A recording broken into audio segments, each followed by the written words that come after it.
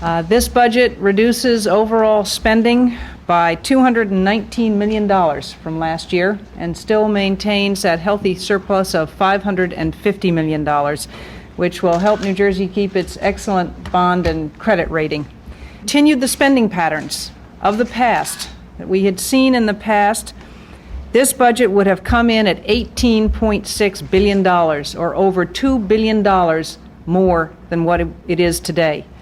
That money had only one place to come from, and that's from the taxpayers. Not only could we not have given them tax relief over the last years, as we have done consistently, we would have, in all probability, had to raise taxes or invest their own money as they see fit. It creates a safer and more secure environment for New Jerseyans to live, work, and raise their families. And it lays the groundwork for long-term economic prosperity for all. I particularly want to thank the Senate President, Don DeFrancesco, the Speaker of the Assembly, Jack Collins, the Budget Chair, Senator Littell, and Assemblyman Kavanaugh for their hard work in bringing it to fruition. It's been a very positive process in which we've engaged, and the taxpayers of the state of New Jersey are the ones who stand to benefit the most, and that's what we were elected to do. The citizens at the same time obviously is balanced and provides for property tax relief, municipal aid, school aid, increases and everything without jeopardizing any form of state aid. I want to thank obviously Bob Littell, Walter Kavanaugh and their committees and all the legislators for having put in the proper input into this, obviously, in my opinion, without any pain. Thank you again, Governor, for allowing me to speak. Senator Littell. Thank you, Governor, and leaders of the legislature. I'm proud and pleased to have had a part in putting together this year's budget. I think the most important thing is that we listened to the public. We had over 300 people testify. We listened to what they said clearly. We responded to what they said, and the budget, in turn, serves them very well. I think the citizens of the state of New Jersey will be happy with this budget. It provides additional property tax relief, additional school aid, and many of the things that people want, need, and deserve. Thank you. The governor gave us some parameters that we were starting with, and that was to maintain the budget below $16 billion, have a prudent surplus of $550 million, and we attained those goals with the assistance of the member committee that we've given to the people what they want, and that's smaller, more efficient government. Thank you. Now I'd like to sign the budget.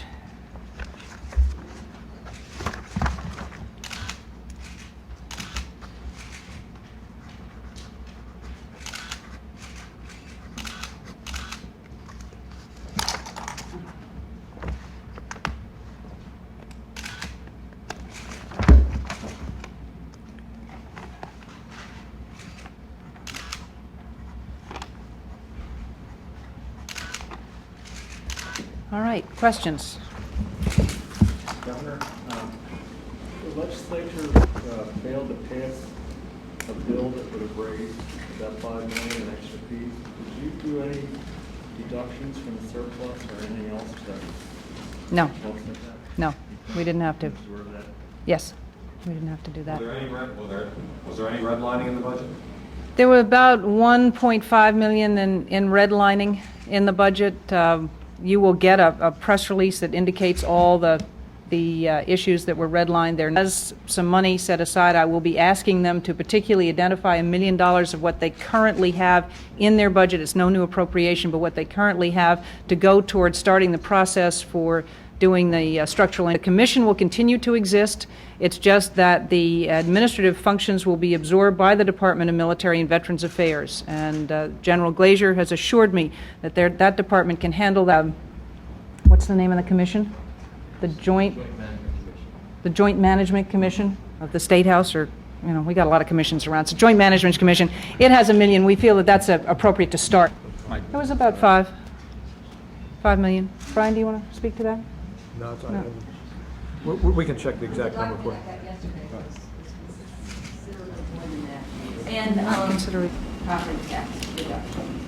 Well, you can see in the budget document, the combination of the budget document which lists all of the programs. I don't think there's no sort of quick and easy way to identify this went for that or that went for the other. That's not how we do it. The budget is an entire document, and it has to be looked at as one document and one total amount of. Governor, your personnel commissioner has said that she believes that the displaced workers pool that the unions and she had come forward with could work, that the numbers appear to work. And yet, I was told, I guess by Carl a couple of days ago, that you don't think you'd be able to get it in place before the first round of layoffs were to take place. What is your concern over this pool, and why wouldn't you get it in place to avoid those two? Looking at that program very carefully, obviously, Senators Inverso and LaRosa have had a great deal of interest in it and ensured that the flexibility is provided in this budget to adopt the program if we think it makes sense. But we're reviewing that. Is it possible that you have an answer? I can't give you a date on that.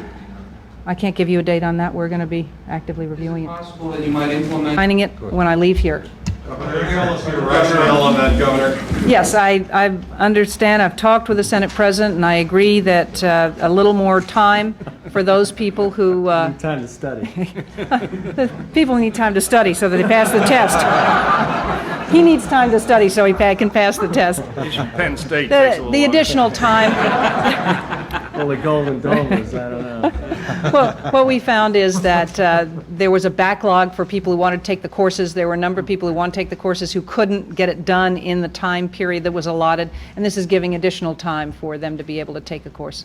On another issue, the Senate President has set out a 5-month schedule for considering the school funding bill.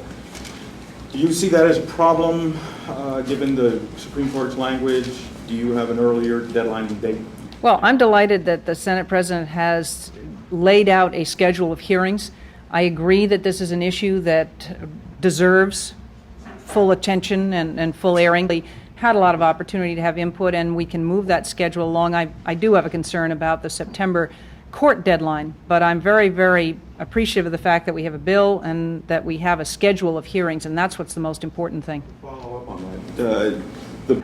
There is no bottom line other than it meets the constitutional requirements as laid out by the Supreme Court in their earlier decisions. I mean, obviously, we've spent a lot of time and effort in putting together what we feel to be a good bill, and one that meets the needs of the children of the state to look at. We'll look at everything with them. We just have to make sure at the end of the day that we are going to pass the constitutional test. Governor, you look at property tax deductions. Can you explain that the average savings are not going to be tremendously great for the average family? What's the real benefit to that? The real benefit is they're getting some savings. And I think if you ask most people that they would be delighted with that, even though they understand that while state government doesn't collect the property tax or spend it, and we're doing a number of things for municipalities to... Say it's too much. Some people say it's not enough. It's a 3-year phase-in, as you know. Obviously, a lot depends on what your property taxes are, but I never said it was a huge windfall. I only said it's fair, that we shouldn't pay taxes on taxes that we pay out to local government to support schools for the most part. That's all I've said. It's something we enjoyed back in 1985, I guess, when it was passed. Of course, there was no cap. I would point out to the people that have raised some issues about it. There was no cap then. If you were paying $50,000 in real estate taxes at that time, you could deduct $50,000 in real estate. This has a cap, so that the larger taxpayers are not able to enjoy that tremendous benefit. So I think it's fair. I think it's something people expect. No politician would suggest, I think, that we eliminate on the federal return. We think we ought to have it in the state return because that's money that goes right out of your pocket. You have no say about it. So more than that, I can't say. I never promised it would be lots and lots of money. It's, as Brian would say, it's an attitude of the legislature towards how it feels about its citizens and the taxes they pay. And where did the money come from to... Well, I'm afraid you would ask me that question, Michael. I think the governor indicated, in all honesty, the governor indicated that this is a budget that's put together in a certain way, and I can't point to one specific line item that we took and said, okay, we're going to make this property tax relief. We're going to make this the deduction. Brian Clymer cooperated terrifically. He was able to to build this into the budget. That's really what it is. You set priorities and you offset it with revenues. And I know that's not the answer you're looking for, but You're not telling us anything specific. You're saying you found $180 million, a little bit from here and a little bit from there. that's true. There's a big difference between when the governor proposes the budget from the revenue angle and when it's adopted. It's 4 months difference. Things change in that period of time, and revenues change, revenue picture changes, and the expense side changes. So you have to adjust to those changes, and I don't know, Brian said he would provide something to the press before about where the money comes from. No, not that. The changes that actually occurred. I guess he means this document. But the changes that actually occurred were diminishment by $300 million more or less of revenue expectations. Yeah, I mean, it's not 18 million, it's 180 million, and that's a pretty. Did I say it was 18 million? Number, no. So As far as I'm This is a concerned, balanced budget. if It's it was- one document. It includes the property tax. It's all in here. It's not. Yeah, when Brian will. Okay, and Brian, you're going to provide a synopsis of the budget changes. Brian will provide a synopsis of the budget changes to everyone. But the budget is a single document, and there is no one place. We didn't cut out one department or one program to find the money to fund the property tax relief. It is part of the overall budget and everything that we've done with the budget on the changes that were made between when I originally presented it and as I've signed it today. Can Senator Littell perhaps speak to the line item veto on the dome money transfer? Sure. Well, frankly, I think we need to do the rotunda and the dome. It's an important part of the infrastructure of the State House facility. As we move ahead to complete the front half of the State House, as you know, we've done the Senate and the Assembly chambers, as well as put a small addition. We've done the annex, and we have the War Memorial and the Thomas Edison townhouses being worked on. So there are a lot of exciting things being done. And I read in the paper where the governor was going to get a ladder and climb up on the dome and spray paint it, and I got worried about her falling off, and I didn't want that to happen, so I looked for a source. And when the Secretary of State appeared before our Budget Committee, I announced that I was going to take $2 million in public out of the motor voter fund because there's excess funds in there.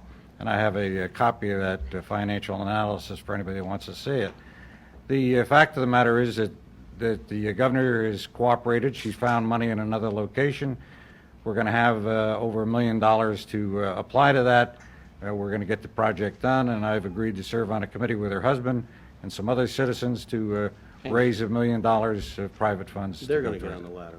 Governor, on this issue, you took a lot of heat from Democratic lawmakers, minority groups, that this maneuver or this diversion would take a lot of money away from a voter registration drive that would benefit Democrats and sign up a lot of poor and minorities that are disenfranchised from voting. And one Democratic Assemblywoman even said it was voter suppression too, conjuring up the ghost of Ed Rollins. I'm just wondering whether or not this factored in your decision. That was pure politics at its absolute baldest, because while other states were out fighting motor voter, the state of New Jersey has been implementing motor voter. We have never, ever shirked from our responsibility in implementing the motor voter legislation. We've been out there from the beginning. That was pure politics. No. There is a concern as to how much it will finally take to fully implement the motor voter, and I'd rather err on the side of being cautious than not.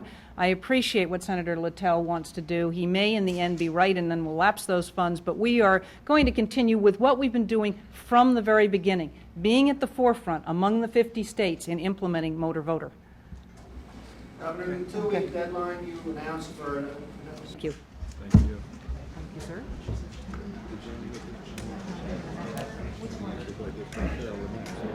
Good job. Thank you. Thank you. Thanks. Thank you very much. You took my office? Sure. Well done. Great. Yeah, we got one to go. No, 4 to go. 5 to go.